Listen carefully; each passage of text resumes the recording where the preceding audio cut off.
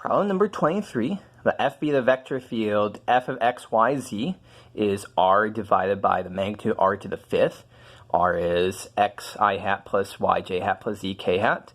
If S is that's the sphere's radius 4, centered at the origin, evaluate the flux of F through the entire surface, the entire sphere. Okay, so for this problem, we're being asked to find the double integral of f dot ds over our sphere. And we know it's a sphere, so we know we're going to want spherical parametrization. So this is something we can just read off of our formula sheet with r is equal to 4 here. So 4 cosine theta sine phi, 4 sine theta sine phi, 4 cosine phi. Usually use parentheses there for this parametrization. But for our normal vector, again, this is something we can just quickly read off here. It's going to be r squared, 4 squared times sine phi, times cosine theta sine phi, sine theta sine phi, and cosine phi. So I got g, we've got n. Now we have to think about what is f here. And what is f when we substitute in our parametrization? So recall, f is r divided by the magnitude of r to the fifth. So r is just x I hat plus y j hat plus k z k hat here. We're just writing it a little bit differently. So the important thing is that all the points on our surface here, all the points on our spherical surface, all have the property that the magnitude of r is equal to 4 for g of theta and phi. So when we say what is f of g here, all we have to do is say, well, r is just 4 cosine theta sine phi, 4 sine theta sine phi, and 4 cosine phi. And the magnitude of r is 4, so we're dividing by 4 to the fifth. So let me just make sure that you see what's going on here.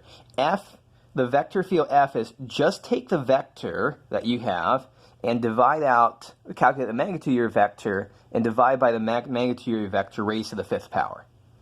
So our vector here, we're writing it in our spherical coordinates as 4 cosine theta sine phi, 4 sine theta sine phi, 4 cosine phi. The magnitude of this is 4, so we're dividing by 4 to the fifth power. Of course, we could rewrite this. There's a 4, there's a 4, there's a 4. So we could say this is 1 over 4 to the fourth times cosine theta sine phi, sine theta sine phi, and cosine phi. And sometimes we like to call this vector, this vector is a unit vector in the radial direction. So we sometimes call ER hat to emphasize the fact that this is a unit vector. It has magnitude 1. And that's important in this problem because, hey, we actually see right here, that's the same ER hat, that's the same unit vector. So really our normal vector, should have given myself more room here, our normal vector is really 16 sine phi times ER hat. So we have f of g, 1 over 4 to the fourth times ER hat. Our normal vector is 16 sine phi times ER hat.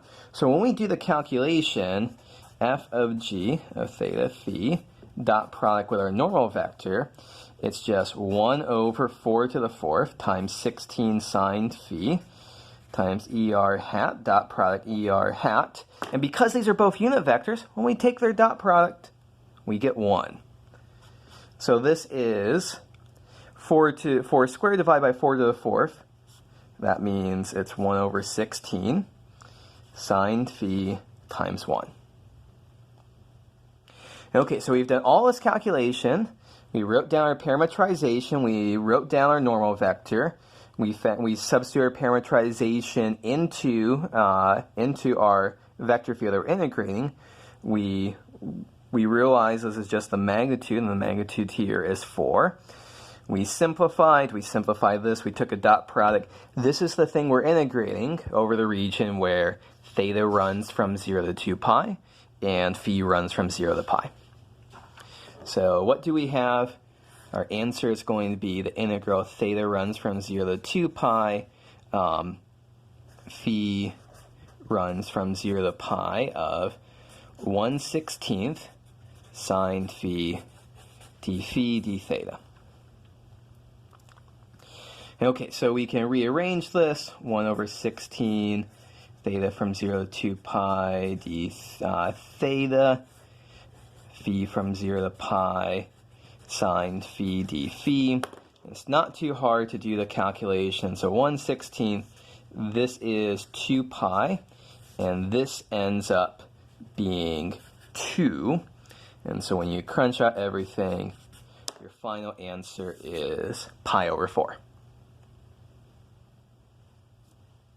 Okay, so that's a kind of interesting example of doing a vector surface integral from scratch using a spherical parametrization. Okay, so now that we've got that problem taken care of, let's look at problem number 24.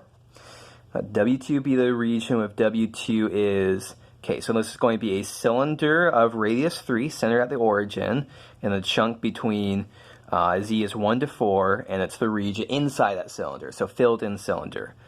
So we want to integrate that vector field over the boundary of W2, oriented in the usual way, oriented outwards. So we're trying to do this from scratch. There's actually 3 integrals that we'd have to do, 3 surface integrals. We have to do the surface integral for the size of the soup can. We have to do 1 integral for the top. We have to do 1 integral for the bottom. So that would be 3 separate integrals. Maybe we don't actually want to do that. Maybe the better thing is, well, this seems like a good choice to maybe use the divergence theorem, because we're integrating a vector field over a closed surface, and instead we could integrate the divergence over the region inside that. That would be 1 triple integral instead of doing 3 vector surface integrals, 3 double integrals. That would be hard. So what are we going to do here? Let's write down the divergence theorem. So what was I calling it? W2, W3 to calling it W2. So the integral of f dot ds over the boundary of the surface here, all the sides of our cylinder, including the top and the bottom, is equal to, by the divergence theorem, the integral of the divergence of f over the region inside our soup can. So our vector field f is minus 3y, 2x squared, and z squared. So the divergence of f is the partial derivative of the first slot with respect to x, plus the partial derivative of the second slot with respect to y, plus the partial derivative of the third slot with respect to z. So hey, that is real nice. The thing we're integrating is just 2 times z. Nice and easy. So then this gives us quite the easy calculation for us to do now, because, so remember, what was it, z from 1 to 4, radius 3 here. So we're integrating, it's a triple integral in cylindrical coordinates, the entire region inside the cylinder. So theta is running from 0 to 2 pi. And r is running from 0 to 3, and z is running from 1 to 4. So we're integrating 2z. because we convert to cylindrical coordinates, oops, not a z, silly me, we throw in a factor of r there, that's the Jacobian here, dz, dr, d theta. So this is the integral we have to do. It's pretty easy to rearrange theta from 0 to 2 pi d theta, r from 0 to 3 r dr, z from 1 to 4 z dz. There's a factor of 2 out in front. So we have 2 times 2 pi. This ends up being as 9 halves, and this ends up being as 15 halves. And so at the end of the day, you've got 135 pi as your final answer. So I guess to summarize this problem, instead of doing 3 vector surface integrals, we exchange that for a triple integral in cylindrical coordinates by using the divergence theorem. And because we convert it to a triple integral in cylindrical coordinates, this is a situation where we have to throw in that factor r. That's an important nuance here.